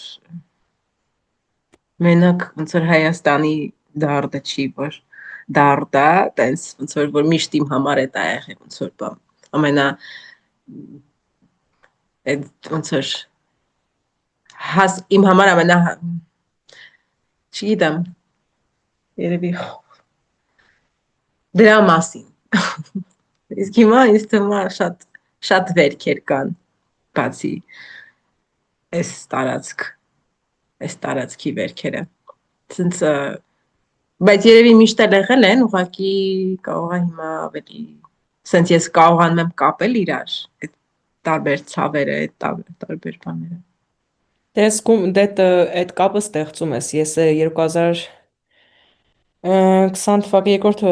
Ղարաբաղյան պատերազմից հետո ու հետո բլոկադայից հետո, երբ որ մարդիկ արդեն Ղարաբաղը տարհանվում էր, ոնց է դրա գրական տերմինը, երբ որ մարդիկ բռնի կերպով վտարվում էին իրենց տներից, ես էլի եկա գյուղ, որովհետև ես շատ վատ էի ու ես չի հասկանում ինչա կատարվում իմ ակամից հետ ու հենց այդ նույն ֆիլմի հերոսը ինձ ասաց ես քեզ խորհուրդ կտայի հեռուստացույց չնայել, որովհետև մենք շատ լավ գիտենք իրանք ինչ են ապրում, մենք շատ լավ գիտենք ինչի մեջով են անցնում ու ես չեմ կարողանում նայել ու քեզ խորհուրդ կտամ նույնը, որովհետև տեսնում եմ, որ լավ չես։ Ինձ համար դա տարօրինակ էր, որովհետև ես ինքս դրանով մեծացել եմ, բայց չեմ տեսել դա, այսինքն մտածել, որ առաջին ոնց որ ռեակցիաս այն չէր, որ ինչ որ մի բան ինձ ծանոթ է ու վերապրում է ու ապրում եմ, այսինքն, բայց կարևոր չի տեսել ենք թե չէ, իրականում ես այդ նոստալգիայի ու այս բանով չեմ ասում, որևէ դրական տոնայնությամբ չեմ ասում նոստալգիան, այդ դրա մեջ եմ մեծացել, դրանով եմ մեծացել ու այդ ամբողջ խնդրահարույց, խնդրային այդ վիճակը պատկանելիության զգացողությունը, չգիտեմ, կորստի զգացողությունը, այդ ամեն ինչը ապրել եմ։ Երբ որ սկսեցի ֆիլմի շուրջ աշխատել, գնալ գալ, ավելի շատ հասկացա, որ միշտ այդպես ա եղել, բայց միշտ չի որ հասկանում ես, որ երբ որ սեղան եք նստում ու ընտանիքով կամ ավելի մեծ ծանոթներով, բարեկամներով գյուղ ես գալիս, մարդիկ գալիս են, բարեկամները կողքի գյուղից եւ այլն, միշտ անցյալն է, երբ որ այս գյուղացիները մի քանի հոգի հավաքվում են, երբեք ներկայի մասին չի, երբեք ապագայի մասին չի ու միշտ անցյալի մասին է։ Ու չեմ կարող ստել, ինձ համար ծանր էր այդ ամեն ինչը տեսնել, նորից հասկանալ ինչի մեջ եմ ապրել, հասկանալ ինչն է պատճառը, որ ես այդքան տեղեկացված եմ ու այդքան ցավ եմ տարել դրա համար, մի տեղի հանդեպ, որը չեմ տեսել վերջի վերջո։ Ես ծնվել եմ 92 թվականին, արդեն այդ գյուղը չի եղել, ես երբես ֆիզիկապես երբեք չեմ տեսել այդ գյուղը կամ շրջակայքը։ Ես տեսել եմ այդ արխիվային ֆոտոների միջոցով ու հետո հասկացել, որ չնայած որ ես տիրապետում եմ գյուղի բարբառին, ես չգիտեմ տեղի բառերը, ես չեմ հասկանում, չգիտեմ ինչը ոնց է կոչվում, երբ որ կա վիզուալ, ինչ ենք դա ասում, ինչն էր սա ու այդպես սկսել ենք աշխատել նաև ինչ որ բառարանի շուրջ, այսինքն արշակը սկսել ա գրել այդ բառարանը ինչ հիշում է ու տեղի լեզվային հիշողության մասին նաև, այսինքն այն ամեն ինչ որ ես ինչքան էլ տիրապետեմ բարբառը չեմ կարող կրող լինել, որովհետև չկա այդ տարածքը։ Ու ես սկացել եմ ինչ որ տարածքի մասին, որ երբևէ չեմ տեսել։ Իրական շատ դրամատիկ վիճակ է 2017 թվականին էր կարծեմ մի հայ-ադրբեջանական ծրագիր էր ու այն եզակի ծրագիրը որ երրորդ երկիր չուներ այսինքն կային հայեր եւ ադրբեջանցիներ եւ իսկապես խոսում էին զրուցում էին այդպես մեծ ՀԿ-ի կողմից էլ չէր կազմակերպվել ուսանող մեկը որոշել էր որ պետք է կազմակերպել այդտեղ Շամխորից, որ հիմա ադրբեջաներեն Շամքիր են կոչում, այսինքն այդ շրջանը, որտեղ Բարումը, Բարսումը, Սալերը, Խաննար, այսինքն բոլոր գյուղերը եղել են, հա։ Այդտեղից տղա էր եկել ու գիտեք դա այդ երիտասարդական ծրագրերին շատ տենց սովորություն կա, նաև այդ երկրից ինչ որ բան տարել ու ինքը բերել էր հենց Շամխորի, այսինքն Շամքիրի գինի նրան։ ու ես ասեց, որ ինքը այդ շրջանից է ու դրա համար այդ գինին ա բերում։ Ես շատ ոգևորված սկսեցի հարցնել, բա ու դուք որտեղից եք, քաղաքից թե չէ, հա գյուղից, որ գյուղից, Բարում, Բարսում, Սալերջ, այս մեկը, այն մեկը, ու սենց ինչ-որ ոգևորված հարցնում, ու այդ տղեն սկսեց լացել։ Ու ես չհասկացա ինչ է կատարվում, ասեցի ես քեզ ինչ որ վատ բան ասեցի, որտեղ ես ուրախացել էի, որ ինչ որ մեկը կարծես ինչ որ սա հարազատ մեկին է տեսել, վայ, ինչ կլինի, դու ոնց կլինի տեղից ես։ Ու աչքեր լցվել էր ու ասեց, որ ես այդտեղից եմ, բայց Բաքվում եմ մեծացել, բայց ես տեղյակ չեմ անգամ որ գյուղը որի կողքն է գտնվում, որ գյուղում ինչ կա ու ինչ գյուղեր կան այդտեղ։ ու ապշել էր ու ինձ ասեց դու որտեղից գիտես ու ես հասկացա որ ես գիտեմ այդ գյուղում ինչից հետո ինչն էր գալիս ում տունը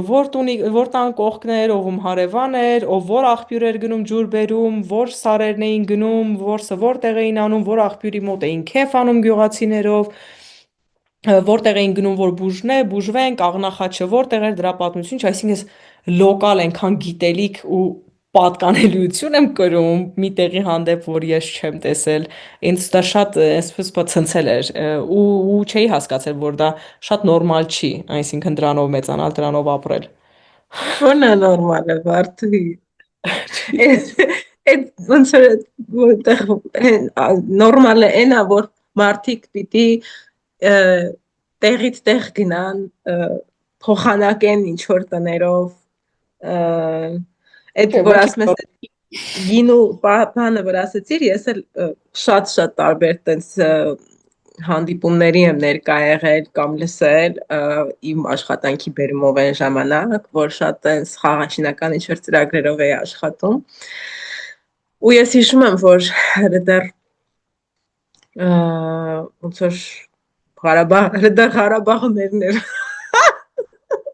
Նաև հիշում եմ ինչքան էինք մենք հայերի խմբերով որտեղ տենց միշտ օրինակ հենց սկզբի շրջանում հիշում տենց կար մենք հայերով էինք օրինակ մենք մեր մեջ որ մեկը կարող է մեկը գան կամ կատակով կամ շատ բան հավատալով կատակ ասելով են որ պրոստը ոնց որ գիտես որ այդ ինչ որ ինտրիգային բան է Ղարաբաղը մերն է բայց Շուշիից մեկը կար ով որ իր հետ տարել էր ինչ էլի գինի կարծեմ Շուշիից ու որպես նվեր մի հատ ուրիշ մեկին ադրբեջանցի ով որ ում ընտանիքը Շուշիից էր ժամանակին ու տեղել էր շատ տենց մի հատ սրտաճմլիկ մի հատ պատմություն ու հիմա օրինակ որ ես որտեղ այդտեղ ավելի բարդ է ամեն ինչ որտեղ այդ մարդը ով որ հա այդ մարդը ով որ այդ գինիներ տարա եւ Շուշիում էր ապրում ինքը հենց Շուշից չէր ոնց որ ինքն էլ էր գնացել 90-ականներին երբ որ ասենք թե այնտեղի ժողովուրդներ գնացել Շուշիից դիպված ոնց որ վտարվել ադրբեջանցիները ինքը ոնց որ տարբեր մարդիկ գնում էին ադրբեջանցիների տներ ոնց որ օրինակ հաստատ ադրբեջանում ադրբեջանցիները մտնում էին հայերի տներ ու այդտեղ էր ապրում այդ ինչ որ այդ մարդը այդտեղ էր ապրում ու հիմա օրինակ որ այս հիմա արդեն Շուշին ոնց որ մեր ձեռքերում չի այսինքն ինչ է նշանակում էլի այդ լեզվ չի ոնց խոսամ սրա մասին տարօրինական նույնիսկ մեր այսինքն փորձում եմ ու նախընտրում եմ ասել երբ որ դեռ հայերը ապրում էին Ղարաբաղում հա որտեվ հա այդ դեպքում միգուցե մերժում ես նաև այդ սեփականատիրական պատկանելիության բանը որովհետև ինձ թվում է յուրաքանչյուր մարդ իրավունք ունի ունենալու տուն, ինչ որ տեղը համարելու իրենը ու պատկանելու ինչ որ տեղի ավելի շատ ու հա ինձ թվում է ոնց որ ինչքան հայերը նաև ադրբեջանցիները, ազերիներն են, ադրբեջանցիները, թուրքերը կամ ոնց որ ասում են, այս գյուղացիները ունեցել են իրավունք ապրելու Ղարաբաղում Դրա համար ես նախընտրում եմ ավելի ասել, թե որ ժամանակահատվածում ով է ապրել, քան ում նա եղել, երևի մեստեն ինչ որ լուծում եմ գտել, որ էլի իդեալական լուծում չի, բայց գոնե Բայց ավելի լավ է, քան ասել, երբ որ Շուշին մեր ձեռքերում էր, ոնց որ մենք ոնց որ իմ մենքի մեջ մենակ հայերը չեն միշտ տենց է իմ համար ամեն դեպքում հիմա օրինակ ես որ մտածում եմ այսինքն սենց ինչ խառն է ստացվում այդ պատմության մեջ ամեն ինչ Որովհետև օրինակ նայ, պատկերացրու այդ մարդը, որ իր, ասենք թե պապական տունն էր Շուշիում, հետ գնա Շուշի հիմա, այս ամեն ինչից հետո, ու ինքը իմանալով, որ այս մարդը Շուշիում էր ապրում եւ իր պատկանելությունները տեղ նայեր, մեկ էլ ասենք ոնց է էլի այդ ամեն ինչը, ոնց պետք է մենք այսինքն ոնց պետք է մենք անընդհատ շարունակաբար տենց անընդհատ մեկը գա, մեկը գնա, չգիտեմ, չնայած այս դեպքում ինձ թվում է, որ չի լինելու տենց այլևս, Իրենա ոնց ինձ որ թվում է մենք սա ավելի գնանք պետական նարատիվ է, էլի ինձ թվում է սա պետական նարատիվ է, որովհետև երբ որ խոսում են քաղաքացիների հետ, այս գյուղացիները այդպես են ասում, քաղաքացիների դեմ դու քեզ պաշտպանում ես, ու քաղաքացիների առաջ երբևէ չես ասի, որ կուզեիր գնալ քո տուն, անկախ թե այնտեղով է ապրում, անկախ թե ում հետ ես հարևանություն անելու կա այդ ֆակտորը ու ինձ թվում է նույնը հիմա արվում է պետական ու ընդհանուր դոմինանտ նարատիվի կողմից արվում է այն մարդկանց Ղարաբաղից եկած, ովքեր իրական կուզեին գնալ Ղարաբաղ հետ, կուզեին գնալ իրանց տուն, ապրել այնտեղ, անկախ թե ինչ պետություն է ու անկախ թե իրանց հարևանը ով է։ Ու ինձ թվում է այս մարդիկ շատ լավ հարևանություն կանեն ու բոլորն էլ գիտեն, որ շատ լավ հարևանություն կանեն։ Ու ինձ թվում է, որ այդ մարդիկ, ովքեր ունեն այդ ցանկություն, ճնշվում են հասարակության մեջ։ Որովհետև Ես Ղարաբաղը ընդունում միշտ եմ մեր, Վարդան, բայց նաև շատ բարձր ատելություն կար միշտ Ղարաբաղի հանդեպ, Ղարաբաղցու հանդեպ, Ղարաբաղի որպես համակարգ, հիմա Ղարաբաղի էլ հանդեպ։ կա, հիմա էլ կա։ Ու այդ ամեն ինչը հադ է հետ գնա տունը, հադ է եսի ինչ, այսինքն այդ մարդիկ Ուղղակի այս ինձ թվում է, չէ, ոնց որ պատկանում են։ օթից չի էլի, որ ինչ որ ինձ թվում է, որ ուղղակի այդքան հեշտ չի ասել, որ շատ լավ է կարան գնան իրար հետ ապրեն, շատ լավ հարևանություն կանեն, որովհետև ինձ թվում է այնքան հələ դեռ ոնց որ ոնց ասեմ, չես կարա ու պրոստ ուղղակի վերցնես ու շարունակ մեկ էլ մոռանաս ինչքան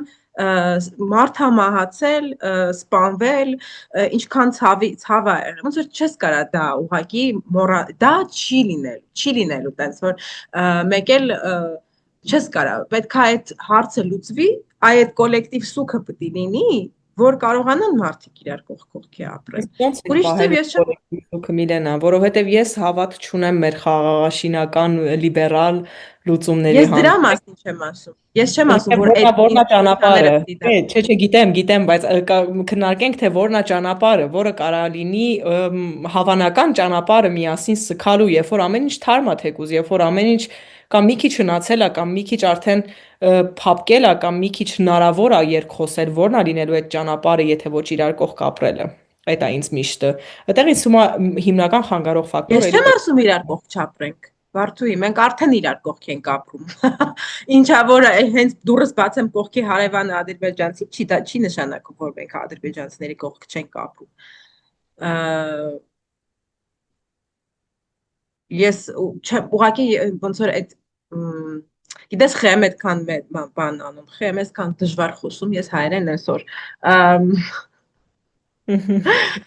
ես այսքան ուժեղ ռեակցիա տվեցի, որովհետև ես շատ ազդվել եմ, երբ որ մեկ էլ բա խաղաղության պայմանագիր ենք ստորագրել, բա խաղաղությունը այսուհետ, դրանից եմ ես ազդված, որ ուղղակի այդքան հեշտությամբ կարելի է մեկ էլ սպանել լիքը մարդկանց, այդքան բա հաղթելու ենք ինչ որ մի հատ վիճակ ստեղծել,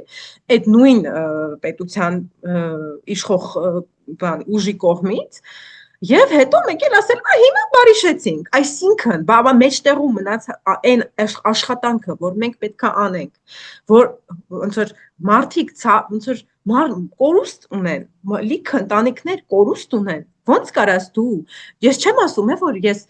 այդ կորուստի պատճառով պետք է մենք ատենք ադրբեջանցիներին կամ չուզենանք իրանց հետ ապրել, իրանք չեն հարցը, հենց տենց որպես այդպիսին, հարցը այն է, որ դու որպես պետություն, իշխանություն Ոնց ես դու պատկերացնում մարդկանց գլխին բան խաղաղություն թափել, ասել, որ բա հիմա էլ խաղաղ եղեք կամ խաղաղություն, այդ ո՞րն է։ Եթե մարդու ներսը ցավի մեջ է կամ մարդու ներսը խաղաղ չի, ոնց կարաս դու, այդ ինչը gaslighting-ը կներես էլի, ասենք ուրիշ ինչ բառերով ասեմ։ Լսի ինձ շատ հուզվում եմ, որ հայերեն հատկապես դժվարանում ես խոսալ, որովհետև ես հենց սկզբում հենց տենց սկսեցի։ Ինչ որ թեմաներ կան, որոնց մասին հայերեն խոսելը դժվար է։ Ոչ թե որ բառերը չեն հերիքում, երբեմն նաև բառերը չեն հերիքում, բայց նաև այդ զգացմունքը միգուցե հենց այդ լեզվով արտահայտել ու որևէ տարածք չունենալ զգացմունքի միջև, որը կարող է ստեղծի լեզուն, շատ դժվար է լինում։ Ես էլ եմ շատ դժվարանում հենց հայերեն արտահայտել ու խոսել այս ամեն ինչի մասին։ Ոչ թե նրա համար, որ հայերենը չի հերիքում, ոչ թե որովհետև հայերենը հրաշալի լեզու է, հայերենը հրաշալի է, հարուստ է, կտայետ ու իմ մայրենի լեզուն է վերջի վերջո, բայց ինձ թվում է տարածք է պետք լինում։ 2023 թվականին, երբ որ եկա ստեղ ու եկա որպես հասուն կին ու առաջի անգամ էր որ տանը մենակ էի ու դա արդեն կնոջ տուն էր, այսինքն այդ երկու շաբաթ, այդ մի շաբաթից ավելը դա կնոջ տուն էր, որտեղ գալիս էին կանայք, որտեղ բացում էին պատմություններ ու որոշ պատմություններ, քանի որ անդրադառնում էին կանանց պատմություններին 90-ականներին Հայաստանում, բավականին ծանր էր տանելու համար, երբ որ այն դերակատարներն, այն հերոսներն են, որոնց գիտես փոքր ժամանակվանից ու գիտես, որ հրաշալի, իրանք են ապրել են նույն ապահով հրաշալի 90-ականները, որը դու ապրել ես այս գյուղում տատիկիդ մոտ, պապիկիդ մոտ կամ պապայի, մամայի, երբ որ եկել եք ու հասկանում ես, որ այդպես չի։ Ու ես սկսել էի գրի առնել, որովհետև հակառակ դեպքում ինձ թվում է շատ էր տանելու համար, որովհետև ես այդքան ստաբիլ գրի առնող, journal անող մարդ չեմ։ Ու միայն 11-րդ օրվա վերջին ու ամբողջ մի տետր էր հաստ վերջացել ու գրում էի հենց ձեռքով, ես հասկացա, որ ես գրել եմ այդ ամեն թուրքերեն։ Թուրքերենի հետ իմ խաղը ու իմ հարաբերությունը շատ տարօրինակ ա եղել երկար ժամանակ, բայց ես միշտ մտածել եմ, որ դա նրանից է, որ ես ապրում եմ թուրքական միջավայրում, ես սիրում եմ այդ լեզուն, ես գրում եմ այդ լեզուն, ես ամեն օրն եմ ապրում այդ լեզվով, ես գրում եմ այդ լեզվով, ես չգիտեմ, ես միշտ գրել եմ թուրքերեն, իմ ընտանիքը չի կարողացել կարդալ մի բան, թե ինչ գաղափար ունեմ ես, ինչի մասին ինչ եմ մտածում, այսինքն ես միշտ գրել եմ թուրքերեն, միշտ հաղորդակցվել եմ թուրքալեզու, թուրքերեն ընթերցող մարդկանց հետ թերթում ու հասկանալ, որ գրել էի թուրքերեն շատ ծանր էր։ Մտածում էի ամեն ինչ այստեղ տեղի է ունեցել հայերեն։ Ոչ միայն հայերեն, նաև հայերենի բարբառը, որը իրականում երբ որ հիմա աշխատում եմ հետը, շատ թուրքերեն է։ Շատ թուրքերեն է, դրա համար միգուցե ես այստեղ եմ։ Դրա համար միգուցե այս ժողովուրդը, երբ որ խոսում ենք ու այդ բառերը, որ փոխանակվում ենք, ինձ ինչ որ առումով էս երկու տները կապող տեղ է, որովհետև ես ունեմ երկու տուն, մեկը Ստամբուլն է ու մեկը այս գյուղը։ Ես այդպես եմ զգում։ Ու հետաքրքիր էր, բայց հետո հասկացա, որ նաև որոշակի տարածության կարիք ունենք, այսինքն թուրքերենը ինձ պաշտպանել է այդտեղ։ Այդ լեզուն ինձ տարածություն ա տվել այդ զգացմունքների, այդ ապրումների հանդեպ ու նաև պաշտպանել է, անոնիմություն ա տվել, պաշտպանել է ամեն առումով, այդտեղ ես լավ եմ զգացել, որ հենց այդպես վերաբերվեմ ու փոխանցեմ թղթին, հա, իմ ապրածները, որովհետև ինձ տվել է դիստանցիա, ինձ տվել է տարածություն, որը հայերենը չի կարողանում տալ, որովհետև շատ անձնական է միգուցե։ Այդպես։ Այստեղ բա թողնեմ։ Բարդ, կարևոր բան ես ասում։ Ես տենց երբեք այդ ձևով չեմ նայել դրան, որովհետև ես միշտ ավելի կոմպլեքսավորվել եմ իմ հայերենից, մտածելով, որ ես այդքան լավ հայերենի չեմ տիրապետում։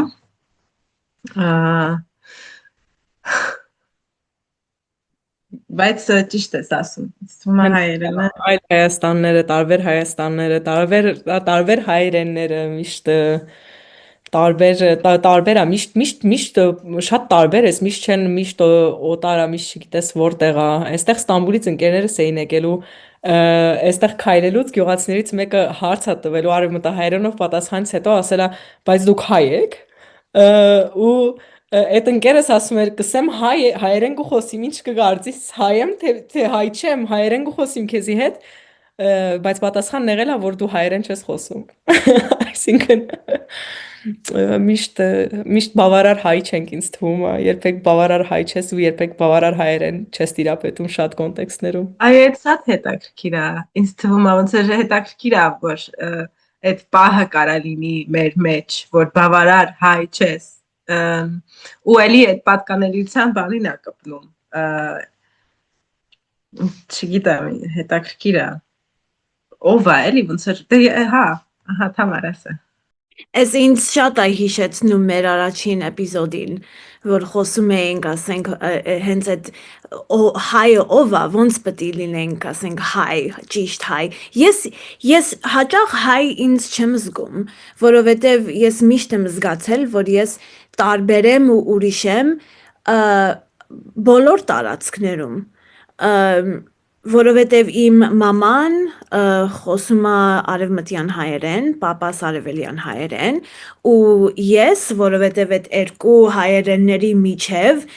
միշտ սխալ էի խոսում, միշտ,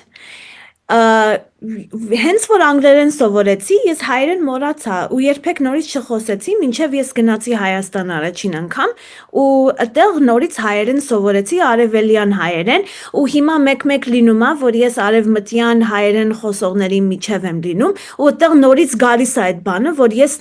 նորից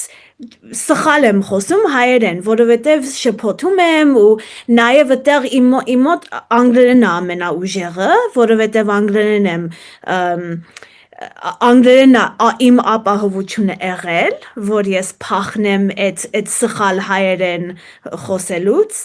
ու հիմա սենց մի հատ շատ շփոթող տեղ եմ ես ինձ զգում, որ ինչ որ անեմ, ես սխալ հայ եմ, ես երբեք ճիշտ սենց լավ հայ չեմ լինելու։ Արևմտահայերենի այդ նաև արևմտահայերեն, քանի որ ոչ մի տեղ պետական լեզու չի ու վտանգի տակ է, վտանգված է, ինձ թվում է արևմտահայերը հատկապես Պորսում, Ստամբուլում, հա, շատ ունեն այդ արևմտահայերենը պահելու, ինչ ասեմ, կիրքը, ասես ամբողջ մարմնով, ամբողջ եղելությամբ, այսպես ինչքան կան այդ արևմտահայերենը պահելու, ու մենք այնտեղ տարիներով Վարդանի եւ Սարոյի հետ հայերեն երաժշտության ռադիոծրագիր էինք անում Աչիկ ռադիոյում Ժիրայրի Walkman-ը անունով ու այդտեղ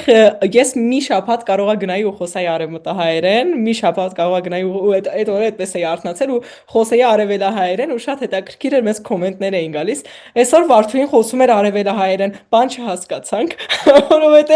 նաև այդ ամբողջ ճշմարտության տակ մեկ-մեկ մտածում էի, որ սա իմ մայրենի լեզուն է, որովհետև նաև կան շատ բռնի մոտեցումներ, որ արևելահայերենը պղծվածն է, որովհետև ռուսերենից շատ է բառ վերցրել, որովհետև, չգիտեմ, ենթարկվել է փոփոխությունների, ռեֆորմների ու ինքը իսկական լեզուն չի, այսինքն ոնց կարող է մի լեզու, որով դու մեծացել ես, չհամարվի իսկական, իրական, չէ։ Ես այդպես մեջս ինչ որ շատ միկրո բաներ բռնում ու երբեմն խոսում էի ամբողջությամբ արևելահայերեն ու շատ լավ էր, որ Ստամբուլի մեր թանթիկները գրում էին կոմենտ, որ այսօր ոչ մի բան չհասկացանք, Վարդուհին խոսում էր արևելահայերեն, բայց հայ երբևէ բավականաչափ հայ չես ու չգիտեմ ես որ ճիշտն ասեմ սահմանը որն է իրական հայը, ինչ է նշանակում հայ ու այնքան տարբեր մոտեցումներ կան, ես առաջի էպիզոդը որ լսել էի, շատ ոնց որ զգացվել էի, որովհետև շատ էմպաթետիկ էի մոտեցել այդ ամեն ինչին, զգում էի ինչ եք խոսում, գիտեի ինչ եք խոսում, շատ հետաքրքիր էր։ Բայց արևմտյան հայերենն էլ ասենք շատ վերցրել թրքերենից ու նենց որ ես որ սկսեցի թուրքերի հետ շփվել ստամբուլցիների հետ շփվել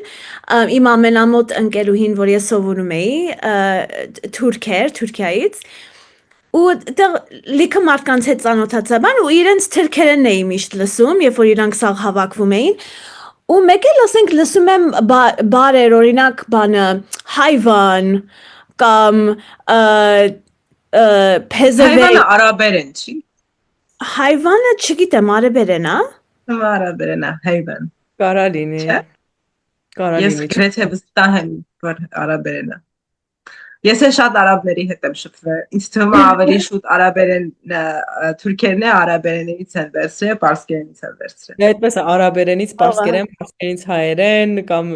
շատ խառն է։ Ես էլ այստեղ ինձ էլ այդ նույն բանը նաև այս գյուղում որ հետ եմ եկել, հասկանում եմ ինչքան թուրքական, հա, կամ որ ասում են ավելի ոչ թե հենց թուրքերենի, այլ այդ թուրքալեզու այդ թուրքական ինչ որ լեզվի ազդեցությունը շատ է, բայց նաև շատ դուրս գալիս է, որ հարևանը գալիս է ու ես այնքան այստեղից եմ ու այնքան այդ գիտեմ, որ շատ հանգիստ ասում է, դե մեր հարևանը Դեմիրճի էր։ Ու Երևանից մեր նոր հարևանն ասում է, այդ ինչ է։ Ու ասենք մեր մեջ չի էլ ծագել էր միտքը, որ կարա ինչ որ մեկը չհասկանա ինչ է նշանակում Դեմիրճի։ Ինչ է նշանակում։ Երկաթագործ։ Շատ ես տանն եմ ինձ զգում այդ առումով, նաև լեզվի առումով, հետաքրքիր է։ Համար կներես ես քեզ կտրեցի քո։ Չէ, ուղղակի ուզում էի ասեի, որ իմ մոտ այդ քֆուրները թրքերեն շատ մտերիմ էր հնչվում, որովհետև ես այդ քֆուրներով մեծացել եմ արևմտյան հայերեն խոսողների մեջ, օրինակ իմ հոպարը անընդհատ սենց քֆուրներ էր տալիս թրքերեն, բայց ես չգիտեի այդ ժամանակ, որ այդ թրքերեն էր, հետո որ գնացի Թուրքիա, ես հասկացա, որ սա, ասենք, արևմտյան հայերենի քֆուրները թրքերեն են կամ արաբերեն կամ չգիտեմ, որ էդ էլ կա, այս փոխանցումները, որ ասենք եթե մենք խոսում ենք, ասենք ոնց լինել կամ խոսալ ճիշտ հայերեն կամ լինել հայ, այդ մեր խնդիրը չի, այդ ուղղակի ավելի մեծ խնդիր է, որովհետև այդ բանը չկա, ասենք հայերը միշտ եղել են տարբեր տարածքներում, տարբեր մարդկանց հետ, արևմտյան հայերենը, արևելյան հայերենը, ասենց մեծացել է, աճել է այլ լեզուների հետ ու շատ մեծ փոխանցումներ են եղել ու մենք այդ բարբառը եղել։ Բարբարը, այո, ու բարբարներ էլ կան, որ այդ ճիշտը չկա իրականում, ճիշտը չկա, ու փորձել են, պետությունները փորձել են, տարբեր ինչ-որ ինստիտուտներ փորձել են ճիշտ հայերեն, ասենք, գնում ես բարանը նայում ես, տեսնում ես մի հատ ուրիշ բար, որ երբեք դու չես լսել, օրինակ բանը, ես Մաղդանոս եմ միշտ իմացել, չէ, Մաղդանոսն է բարը, ուրիշ բար չկա, Հայաստանում ասում են Պետրուշկա, ու ասենք, մեկը ռուսերեն է, մեկն էլ թրքերեն, կամ արաբերեն, չգիտեմ, բայց այդ ինչ հայերեն այդ բարը, ասենք, պապայիս եմ հարցնում, մամայիս եմ հարցնում, չկա այդ բարը իրանց մեջ, իհարկե կա, եթե բարան գնաս նայես, բայց որ մարդիկ չգիտեն այդ հայերենով այդ բարը ու օգտագործում են այդ ռուսերենը կամ թրքերենը, հետաքրքիր է, որ կարող է էտա ճիշտ հայ լինելը, ուրիշ լեզվերով, ուրիշ ձևերով, տարբեր տեղերում ապրող լեզուներ խոսալը։ Հավանաբար հենց այդ է, նաև հենց քֆուրը պահելու ասպեկտն է նաև հետաքրքիր լիբանանահայերի, որ մեծ մասը, հիմնական մասը, այսինքն ցեղասպանությունից փրկված հայերն են, որ կրել են իրենց լեզվում հա թուրքերեն, այսինքն եղել է այդ մի սերունդ բարձր մարդիկ խոսել են թուրքերեն, ու հետո իհարկե այդ լեզուն փորձվել է մոռացության մատնվել, այսինքն երբեք չեն խոսել, չեն ուզել, որ երեխեքը սովորեն, նոր սերունդը իմանա ու կախված թե որ թաղամասից, այսինքն իմ տարիքի մարդիկ, հա, սերունդը կամ գիտեն կամ չգիտեն կամ շատ վատ գիտեն, բայց հետաքրքիր է որ գիտեն շատ քֆուրներ թուրքերենով, անգամ քֆուրներ, որ ես երբևէ չեմ լսել Թուրքիայում, այնքան sense բրուտալ քֆուրներ, որ երբեք այնտեղ փողոցում չեք կարող լսել, ու Լիբանանից իմ տարիքից մեկը 27 թուրքերեն քֆուր էր հաշվել մի անգամ, որ գիտեն, այսինքն ամեն ինչը մոռացվել է, բայց քֆուր տալը պահվել է այդ լեզվով, ինձ շատ հետաքրքիր էր թվացել։ Այդտեղ է կա կարիք դիստանց ունենալու, որը մի հատ Որտեղ հայերենը անաղարտ է, չէ, հայերենը մաքրության լեզուն է, հայերենը մայրության լեզուն է, հայերենը ընտանիքի լեզուն է, հայերենը անաղարտ պահել միայն քֆուրները թուրքերից շատ հետաքրքիր էր, որովհետև Հայաստանում անգամ հայերեն քֆուրները շատ քիչ են ու շատ ես օրինակ օտարվում եմ հայերեն քֆուրներին, շատ օտարված եմ զգում, երբ որ թուրքերենով տես չեմ զգում, երբ որ ռուսերեն քֆուրը ավելի տարածված է, ավելի այսպես հանգիստ քրվում են մարդիկ ռուսերեն կամ թուրքերեն, էլի հայերեն չէ։